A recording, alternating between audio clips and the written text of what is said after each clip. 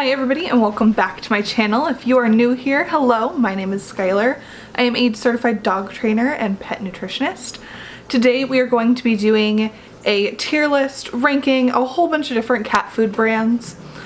Now this is not a list of all of my favorite brands. In fact, this is more of a list of some of the best and some of the very worst kibbles in the industry. So keep that in mind while we go through this video. I would also like to make sure that everybody is on the same page here. Kibble is not the best diet to be feeding your cat or dog or any animal. Kibble was originally created for the convenience of the pet owner and not necessarily with what's best for the cat or dog in mind. That being said, the more wet food that you're able to add, whether it be canned, raw, or cooked meat, the better. And adding those things to a kibble diet is going to make it much more well-rounded, much more nutritious. Cats are also obligate carnivores, which means that they need meat in order to survive. Their body can't produce some of the essential amino acids that they need to live, and they have to therefore get it from the things that they eat. If you would like to learn more about biologically what a cat should and should not be eating, I do have a video all about that I will link above and as well as in the description. Now, a couple of disclaimers. Just because a food is not on this list does not mean that it's a bad food. It also does not mean that it's a good food. My goal with these lists is that you listen to me kind of talk about each food and pick up on some information that you can then apply to whatever food you're feeding in the future. We are also not going to be diving into any of the recalls or ethics of the company or any of the sourcing practices necessarily in this particular video. I do go into those topics during my deep dive review videos. I have a couple of those here on this channel that you can definitely look out for. I'll link them up above and in the description. But this is purely just looking at the packaging and the ingredient panel, the things that you would see when you walk into a store and you start doing some base level research on a food. We are also going to be touching on some veterinary and prescription foods in this video. And again, I am purely looking at these as someone with some pet nutrition background and analyzing them as a food, as what it is. I would love to go into a whole separate video about vet foods and my opinions on them, but again, that'll be a completely different video. If you would like to see that, be sure to give this video a thumbs up and leave me a comment down below, just so I can maybe bump it to the top of my filming schedule. So with all that said, let's go ahead and take a look at our ranking system. So right at the very, very bottom here, we have the pee pee poo poo. And this is going to be food that's more suited for chicken feed than for feeding your cat. This level is all going to be really, really crude ingredients like corn, wheat, soy, byproducts. These are all probably going to be larger companies that don't have as great sourcing as some of the independent companies. And these are going to be foods that, again, are predominantly corn versus the meat that these obligate carnivores need to survive. The next level that we have is yucky. This one is a step up from the pee pee poo poo foods. These still do include corn, wheat, soy, and byproducts, 4 ingredients that we like to avoid, but these ones might have meat as the first ingredient and have these other 4 ingredients a little bit farther down on the ingredient panel, which makes them a little bit better, but I would still not recommend feeding foods in this level. Next up we have Cheers. Cheers are going to be great entry-level foods to kind of get you started into this world of feeding your pet better. These foods are typically corn, wheat, soy, and byproduct free, which we love to see. That's like our bare minimum here on this channel. But these foods also come from larger companies, and with that comes less control over sourcing, not as great sourcing, and a lot more recalls and that kind of stuff, which again, we're not going to go too far into this video, but I do want you to be aware of that. And then we have Oh Hell Yeah. Oh Hell Yeah is kind of my base level of foods that I typically recommend to people when I'm doing nutritional consults. These foods are typically independent, which means they have a little bit more control over their sourcing and their ingredients. They're all going to be meat first foods. They're going to be very high quality.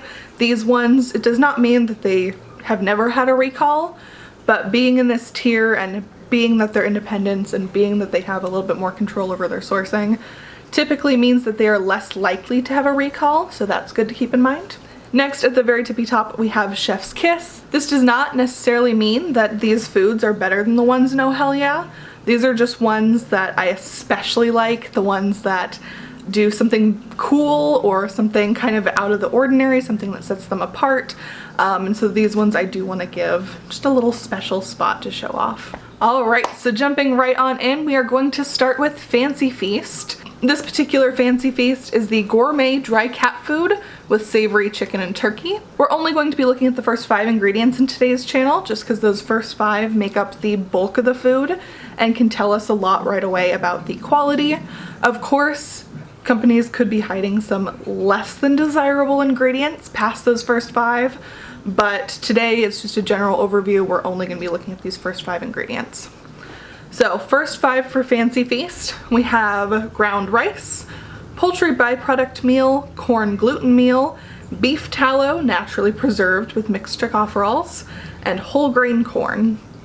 So first and foremost, we have poultry byproduct meal. When byproduct meal isn't even named, that's like an extra red flag. So you're gonna hear me mention AAFCO a lot and AAFCO rules. This is because AAFCO is the organization that decides what goes into pet food, how you can name things in pet food, different wording that has to be used. And the FDA doesn't necessarily have any control over pet food. So USDA, FDA, they work kind of in conjunction and partnership with AAFCO. But what AAFCO says is what goes. According to AAFCO, meat byproducts don't have to be slaughtered.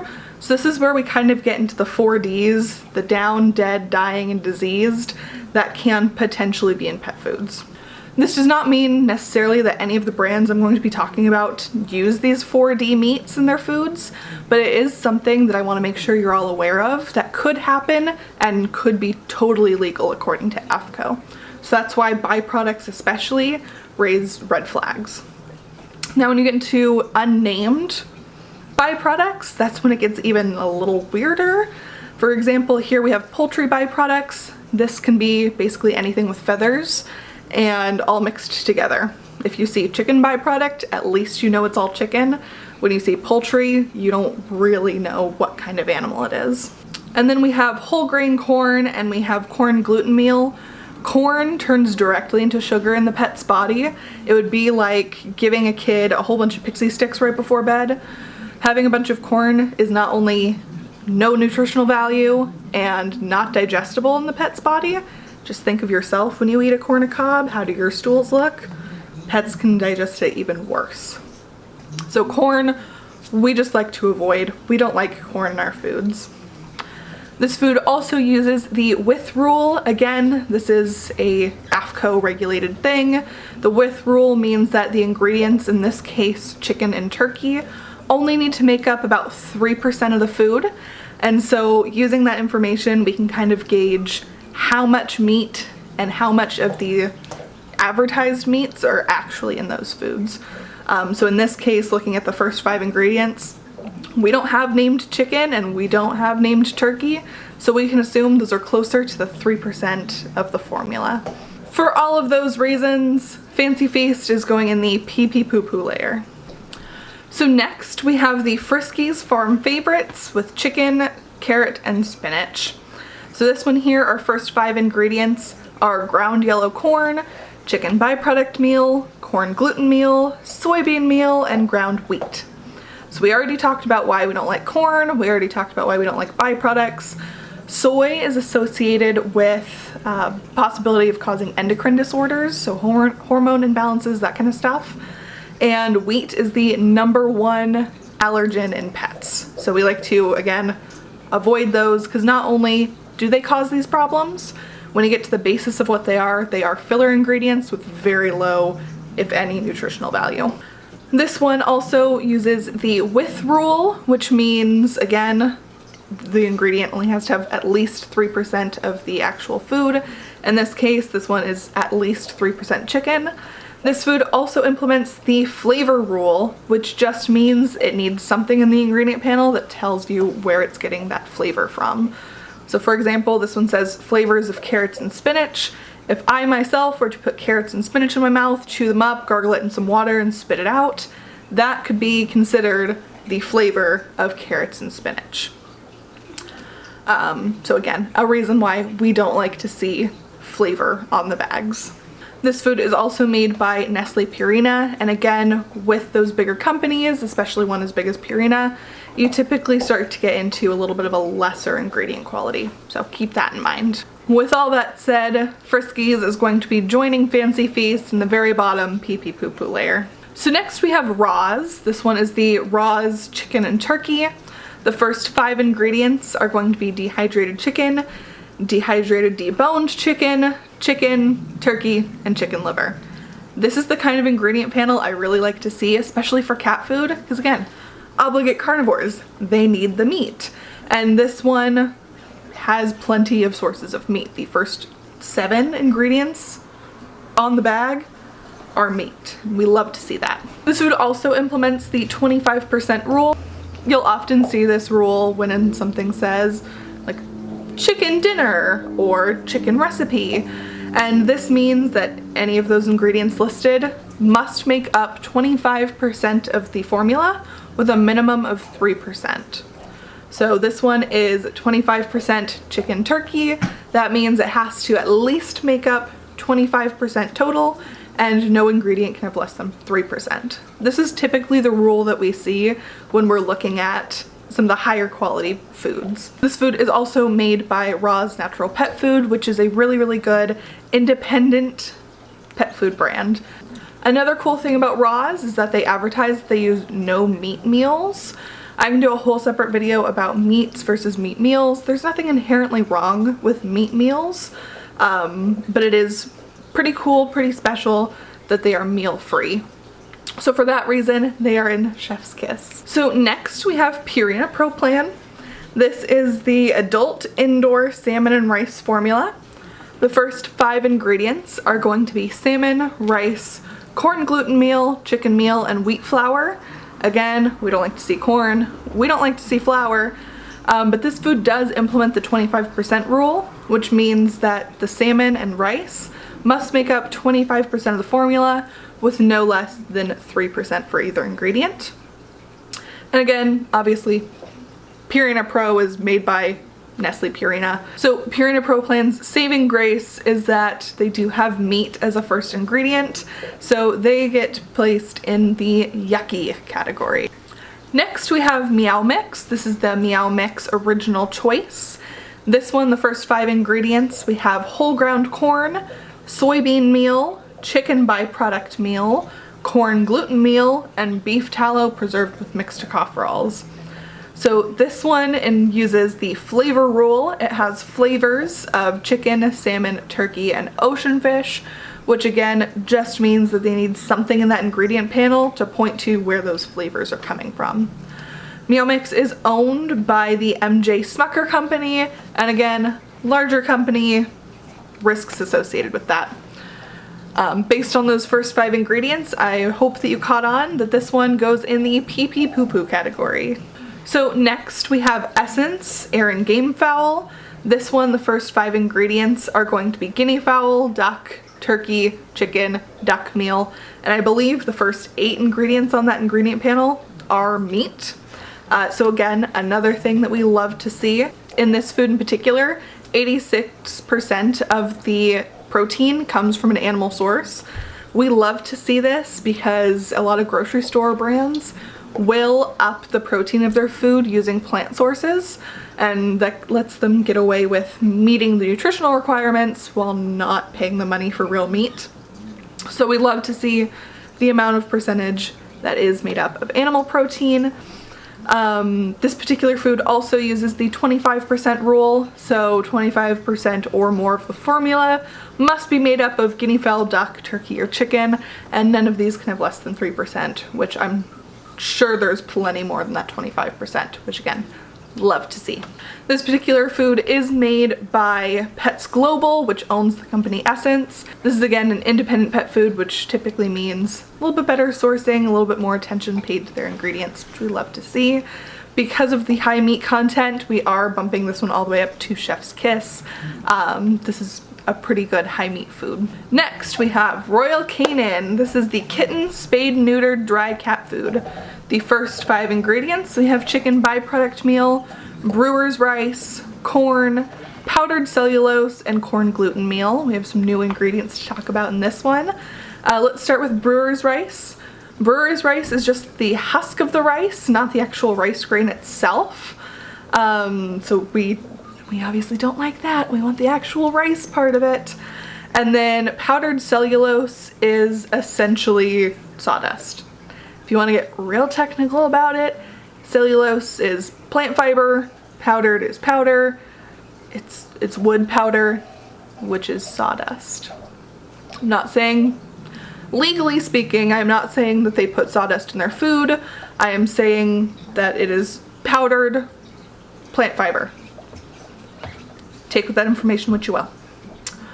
Royal Canin is made by Mars, the candy bar company, through the company Royal Canin. I'm not a fan of this food. I'm sure you can tell by that ingredient panel. This food's in the pee-pee poo-poo. Next, we have Hill's Science Diet Adult 7+ Perfect Digestion.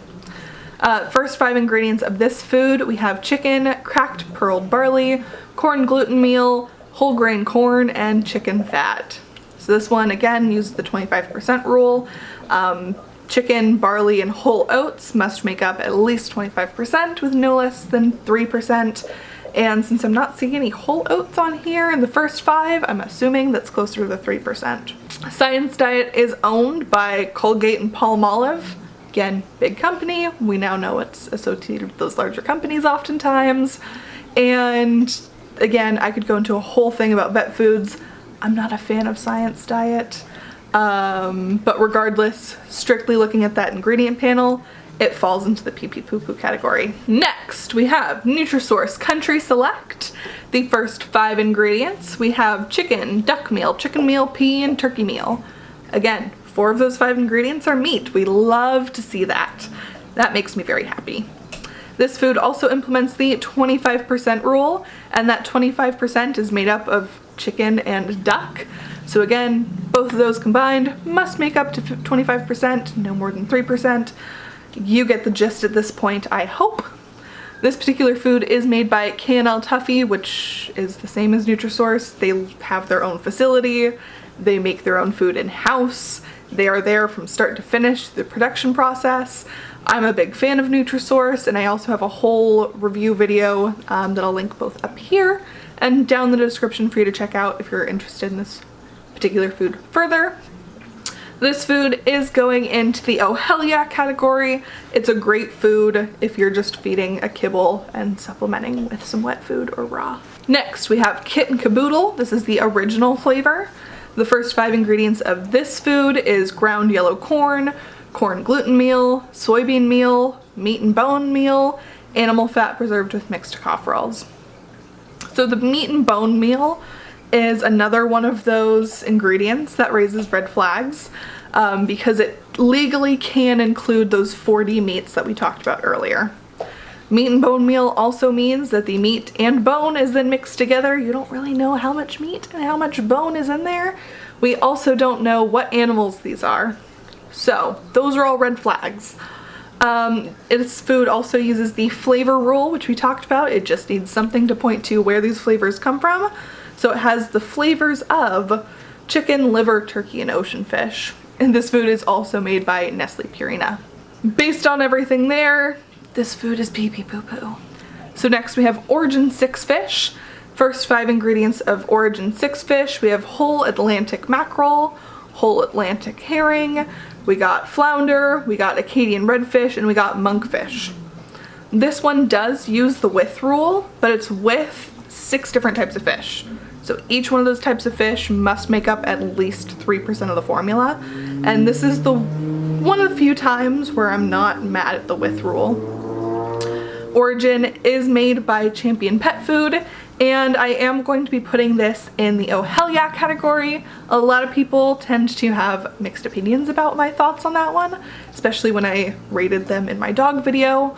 But it's basically because they are now selling in Petco, which yes, makes them more accessible, which we love, but it also means, and I've seen it with my own eyes looking at that ingredient panel, their ingredient quality has gone a little bit downhill. I would love to do a whole video kind of outlining the journey that Orijen and Canaan have taken to get where they are now. but I am seeing a decrease in their ingredient quality. I am interested to see how that will affect them down the line and what they will look like a year or two from now. But you can't argue that it's a good food. You look at that ingredient panel and it is impressive. But oh hell yeah, for sure. Next we have Taste the Wild. This is the Canyon River flavor. We have trout, ocean fish meal, sweet potatoes, and pea protein. So as far as ingredients go, I'm not a huge fan of potato in my food just because it is high in sugar and it can exacerbate yeast. I'm much more of a fan of sweet potato in the foods. I'm also not the biggest fan of pea protein. Peas I'm okay with. Pea starch we can talk about. Pea protein, it's telling you that it's there to help boost the protein. I'm not a huge fan. This food also uses the with rule, so it's with trout and smoked salmon, so those ingredients must make up at least 3% of the food. This food is also actually made by Diamond Pet Foods, which is owned by Shell and Caboodle Inc., which is surprisingly a very large company.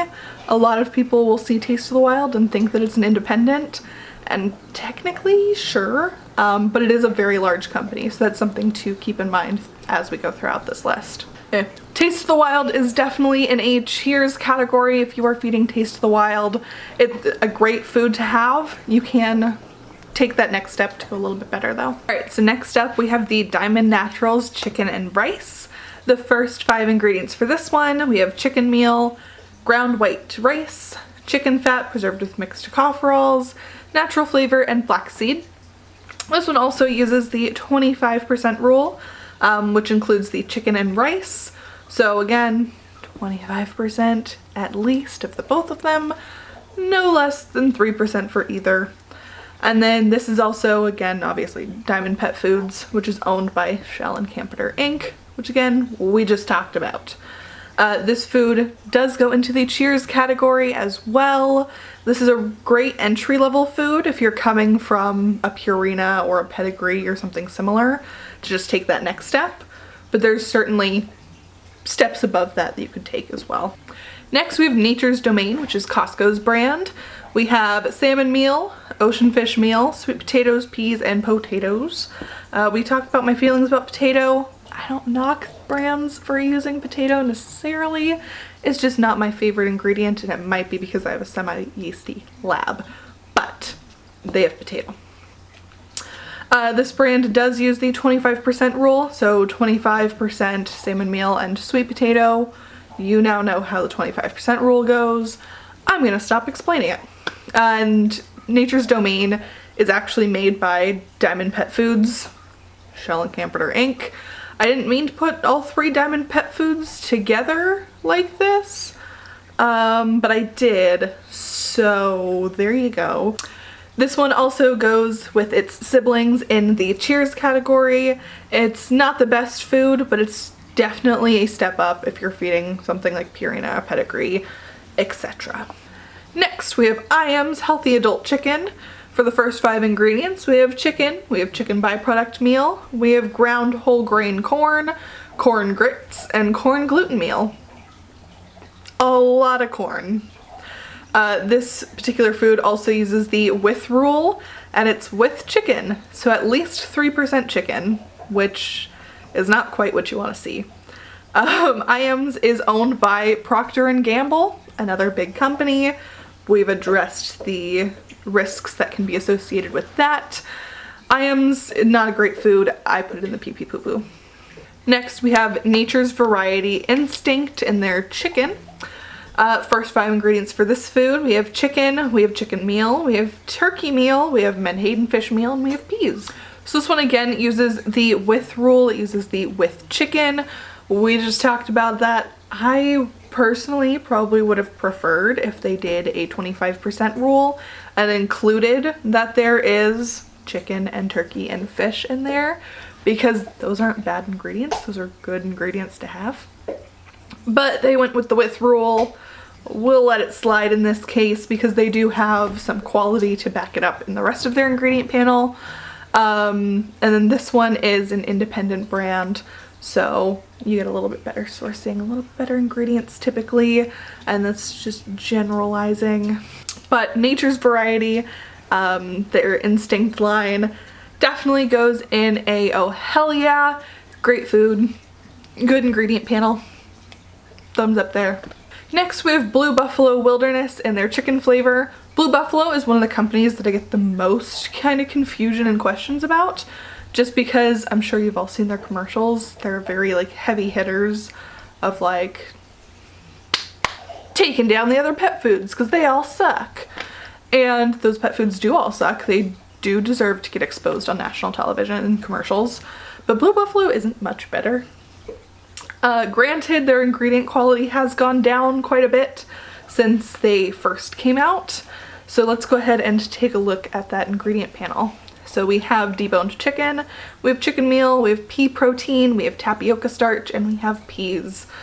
I don't like seeing tapioca in formulas. It's very similar in that it's like the grain-free alternative to a filler. So I'm not a huge fan of the tapioca. We talked about the pea protein. This particular food does use the with rule, so it uses with chicken, and it's from General Mills. So General Mills owns Blue Buffalo pet products. In general, Blue Buffalo is definitely not the worst food that you could be feeding. It's in that same Cheers category with those Diamond Naturals. So definitely Blue Buffalo, not the worst, but not as perfect as some people think they are, in my opinion, professionally. Next we have FirstMate, Pacific Ocean Fish, and Blueberry. Their first 5 ingredients are Pacific Ocean Fish Meal, potato, chicken fat, and whole blueberries, and you get straight into the vitamins and minerals. So this particular food is obviously pretty limited ingredient. The potato, again, you know my feelings about potato, but in this case it really is there to just hold all the rest of the ingredients together, which all kibble needs a binder, so we can't dox them for having a binder. But super high in fish content. I also love that they include a high concentration of blueberry, because blueberry provides antioxidants, which helps to prevent urinary tract infections and different urinary and bladder conditions. So I'm a big fan of that as well. FirstMate is also made in Canada, has a higher standard of production and the way that they process and treat their food than we do here in the US. FirstMate is also an independent pet food company, so again, a little bit more control over their sourcing, more control over their ingredient quality. Big fan of FirstMate. They get no hell yeah. And last but not least on our list, we have Carnivore. This is their chicken flavor. Our first 5 ingredients are chicken, chicken liver, eggs, organic sprouted barley seed, and herring. Carnivore is an independent company. They also focus on being synthetic free. So they have no synthetic vitamins. All of their vitamins and minerals come from whole food sources, which I really love. I can do a whole separate video on the difference between synthetic vitamins and whole food alternatives. But the gist of it is the body doesn't recognize synthetic vitamins and minerals the same way that it does the natural whole food source. So that's a potential benefit. So because they are synthetic free, and they are the only ones on this list that are synthetic free, I do have to put them in the chef's kiss, because it is a cool kind of daring thing to do a synthetic free formula. It can be pretty difficult. But I do want to point out that with any synthetic free, when you're using whole food sources, there is a little bit of a give and take in the amount of animal protein in the food, which is just another reason why you should be adding to your kibble always. So that is my tier list of a whole bunch of different cat food kibble brands. If you disagree with any of the placings on my list here, totally leave those down in the comments below, and be sure to give a little reasoning, cite some sources for support your reasoning, and we can have a nice lovely discussion down there if you'd like. This whole list is based purely on my opinions that I have formulated based on my experience as a pet nutrition consultant, as well as the certifications that I have in pet nutrition and pet food. But that is really all it is. It's my opinion. I am also of the opinion that there's no one size fits all in pet food. Every pet is different, and it should definitely be looked at that way. And like we started this video off with, and I definitely want to hit it home now, please add to your kibble. Kibble is not what your pets should be eating according to their biology. However, for a lot of us, it's one of the few things we can afford to feed, because feeding an all raw diet, for example, can be pretty expensive. That doesn't mean that you can't add a little bit here and there. I do have a whole video talking about some frequently asked questions regarding raw food, so I'll again leave that linked up here in the description below for you to check out. If you haven't already checked out my dog version of this, I will leave that linked as well. These videos are super popular and you're making requests all the time, and I love that. If you have any brands that you would like me to do a deep dive review on, leave those in the comments. I do have tier lists of raw food brands and canned food brands, and some more dog food and cat food brands, things that you guys suggest and want to hear about lined up. They just take me a little bit to film, so subscribe and hang on because they're coming eventually, I promise. If you do have very specialized questions about the health and nutrition of your own pet and would like suggestions there, I do have my business email down in the description where you can email me and we can set up a nutritional consult. That way we can kind of discuss in length and then come up with the best meal plan for your pet. Other than that, my channel is full of a bunch of free resources, and my goal is for you guys to learn enough that you're confident in walking into a pet store, looking at the bag, and actually understand what you're seeing. So, long rambly intro, long rambly outro. I hope you learned something. Please give this video a like and comment down below any of the things that we talked about in this video, anything you would like to see from me, any questions that you may have. Please subscribe for more content. I do Training Tuesday and Feeding Friday videos every single week. So if you are a pet owner, you get a nice blend of some behavior training as well as some health and nutrition stuff. So again, great free resource. And I will see you guys in my next video. Bye.